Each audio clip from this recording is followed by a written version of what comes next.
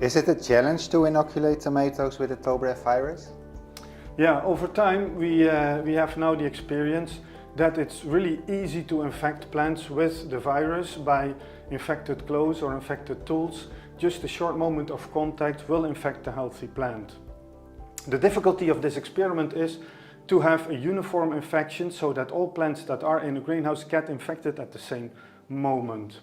Right after our inoculation, we are testing whether the virus has been transmitted to all plants in the greenhouse, and 2 weeks after infection we could find virus in all of the plants. 2 weeks later we could see the first symptoms in our susceptible hybrids that were in the trial, and 2 months later we saw a very uniform spread of the symptoms across the whole greenhouse. What has our work in the quarantine glasshouse taught us about the virus? So after the experiment we know that we are able to uniformly infect a greenhouse. We know that the behavior of our susceptible and resistant hybrids that were in trial behave according to what we would have expected based on what we know from growers' greenhouses. We also had 3 replications of the same variety in trial, and the behavior of the different varieties were quite stable across the 3 replications.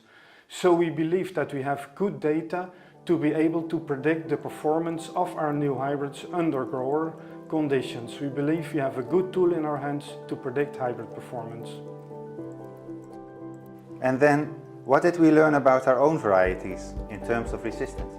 Yeah, when we started out the experiment, we realized that we were testing under very tough conditions because the varieties were infected at the very early plant stage, much earlier than what would happen at the grower place.